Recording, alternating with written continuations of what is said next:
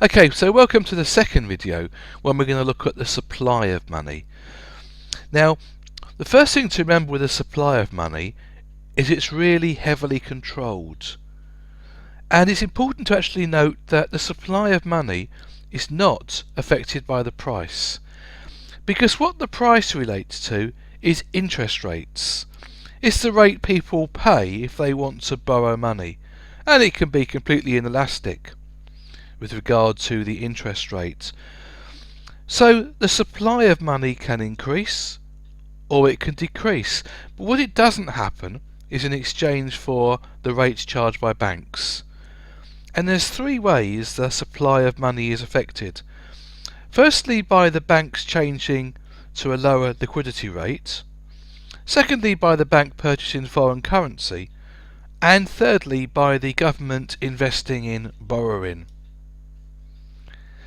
So if we think about measure, how do we actually start to measure to see how much money there is in circulation? Well, I think first of all, the first measure is actually see what cash there's around. So the cash in circulation, that's the physical cash available to buy goods and services with the public, with firms, not the banks, is about £81 billion. So that's actually what's physically available, what's under the mattress, in our wallets, in people's purses, not stored in the bank. And 81 billion is a lot of money. The second measure is referred to as M4, and it's the cash in circulation plus all the money that's held in banks. And as of January this year, there was round about £2,267 billion. A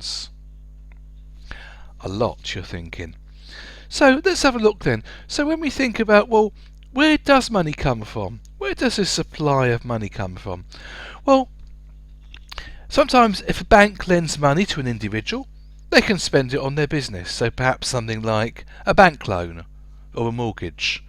And what happens? The business then deposits it with the bank, and the bank can then use this money to act as a deposit as a new loan. It can pay their bills, and it can be used to create further credit. One thing it can do, which is really important to remember, it actually brings about the creation of credit. So money is created through the creation of credit, and it's a really important concept, because normally it's simply the case of another number appearing on your bank account. Fundamentally, it's simply an agreement for you to take out more money. So if you go to get a loan to buy a car, for a holiday or for a house, it doesn't actually create a physical thing. It's simply an agreement for you to take out more money. They put a naught or they put extra digits on the money you have in the bank. So you can create credit through loans and through borrowing, and this money then enters the circular flow of income. So if we think about credit, let's have a look. So credit, when a bank gives credit to you, not necessarily in cash. So it's normally simply numbers are added to your bank account. So the bank decides to increase the amount of money in your account. So fundamentally, it's an agreement to take out more money. So you get a loan, as we said before, perhaps for your holiday, and the bank simply agrees you can take out more money. A lot of money possibly, but there's no physical creation of an extra physical item. So this increases the levels of deposits in the bank, and it's a really important concept to come back to. So interest is the cost of credit, what you have to pay for the privilege of having a loan. So if you take out a loan, you pay interest. Say you borrow £1,000 and the bank adds to your bank account £1,000. You log on the internet and there it says you've got £1,000 there. But it's not for free. You pay a price for it. You pay a price for borrowing, that borrowing service, which is referred to as interest. And the cost of interest is all to do with risk. And the more risky you are, the more you'll be asked to pay if you want to borrow money.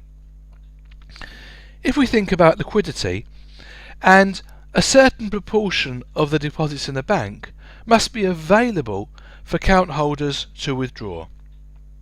So when a bank agrees to lend money, it increases the size of its deposit and liquidity ratio, which is a certain percentage. So what it is, it's they have to have a certain percentage they have to have in cash, or something that can be readily turned into cash. So not just numbers on a spreadsheet, you have to have this certain percentage of something which can be taken out.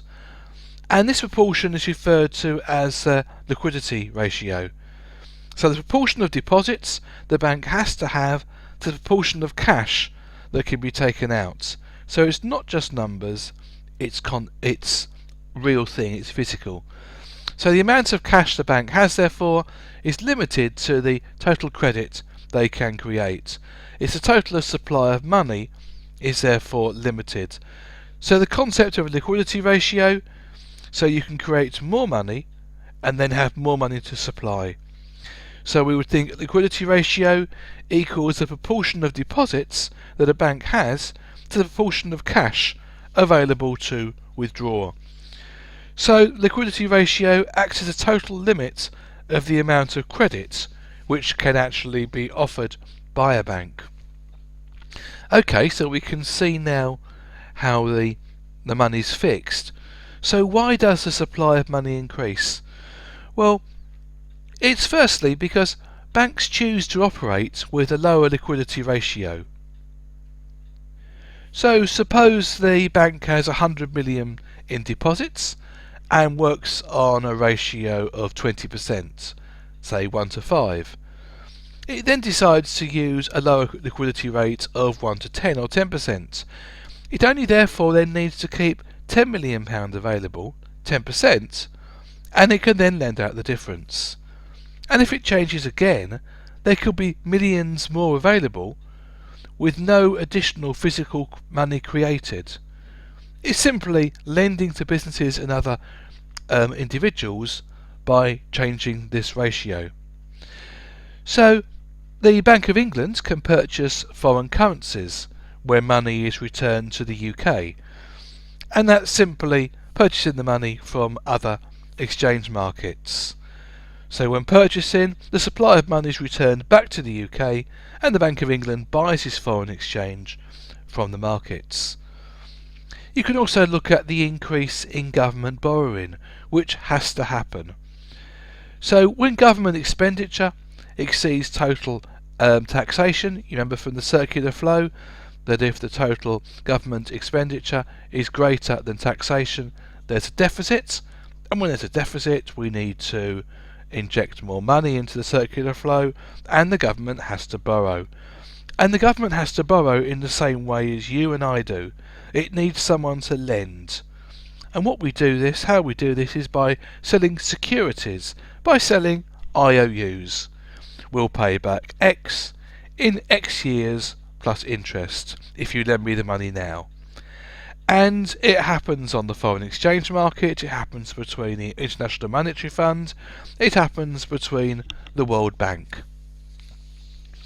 So in the next video we'll carry on by looking at the demand for money. Really important we get this concept of money in our heads.